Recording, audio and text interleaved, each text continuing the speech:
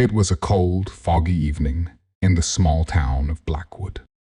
The streets were empty, and the only sound was the distant ticking of the old clock tower. Detective James Carter, a tall man with sharp blue eyes and a worn-out trench coat, stood outside the Grand Blackwood Manor.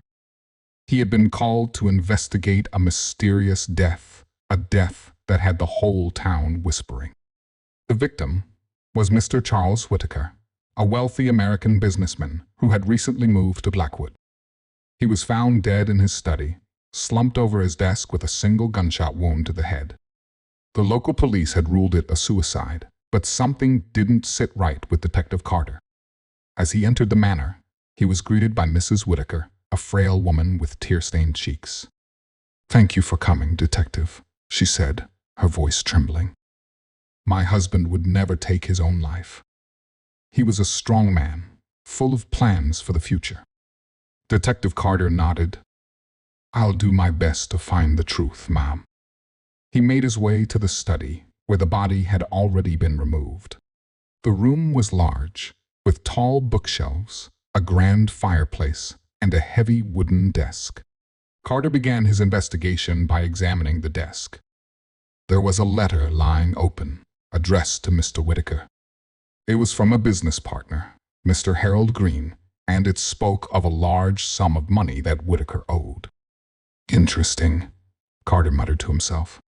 He made a mental note to speak with Mr. Green. Next, he examined the gun. It was a small revolver, lying on the floor near Whitaker's hand. Carter picked it up carefully. It had been fired once, but something about the angle of the wound didn't match a self-inflicted shot. As he was pondering this, the butler, a stern-looking man named Mr. Thompson, entered the room. "Detective, may I be of any assistance?" he asked. "Yes," Carter replied. "Did you hear anything unusual last night?" The butler hesitated. "Well, sir, I did hear raised voices coming from the study around midnight. Mr. Whitaker was arguing with someone, but I couldn't make out who it was." "Did you see anyone leave the study?" Carter asked. "No, sir. The house was dark, and I went back to my quarters shortly after." Carter thanked the butler and continued his search. He noticed a small, almost invisible, bloodstain on the carpet near the door. It was fresh. Someone had been injured, but it wasn't Whitaker.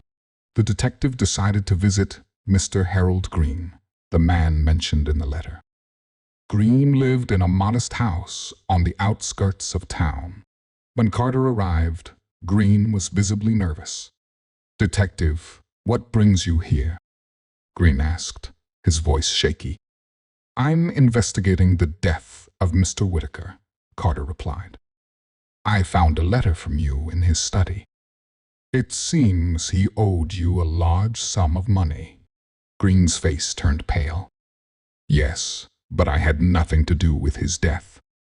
I swear." "Where were you last night?" Carter asked. "I was here, alone," Green said. "I have no alibi, but I'm innocent." Carter studied Green carefully. The man was clearly hiding something, but he didn't press further. Instead, he returned to the manor to speak with Mrs. Whitaker again. "Ma'am, did your husband have any enemies?" Carter asked. Mrs. Whitaker sighed. "Charles was a good man, but his business dealings were complicated. There were people who didn't like him, but I can't imagine anyone wanting him dead." As Carter was about to leave, he noticed a small framed photograph on the mantelpiece. It was of Mr. Whitaker, with a young man who looked strikingly similar to him.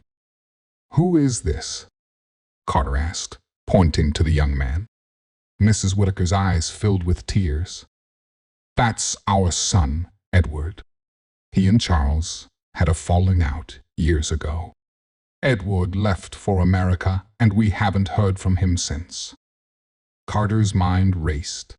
Could Edward be involved in his father's death?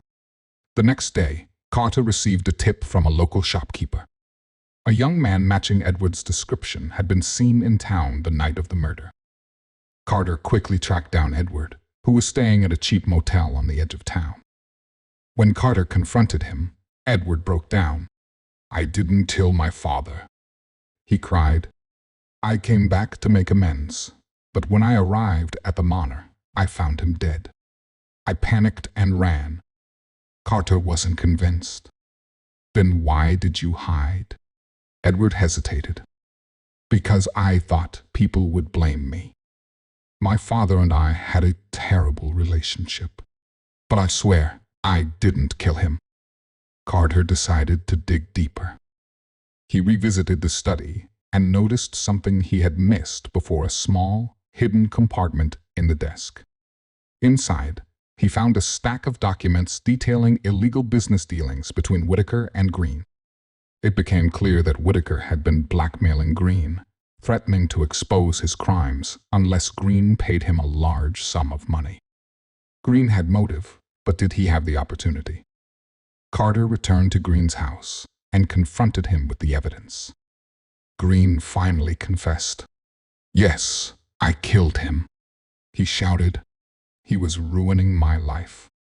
I went to the manor that night to confront him. We argued, and he pulled out a gun. We struggled, and it went off. I didn't mean to kill him, but I couldn't let him destroy me." With Green's confession, the case was closed. Detective Carter had uncovered the truth behind the mysterious death of Mr. Charles Whitaker. As he left Blackwood Manor for the last time, Mrs. Whitaker stopped him. "Thank you, Detective. You've given me peace." Carter tipped his hat. "It's my job, ma'am. Take care." And with that, Detective James Carter walked into the foggy night, ready for his next case.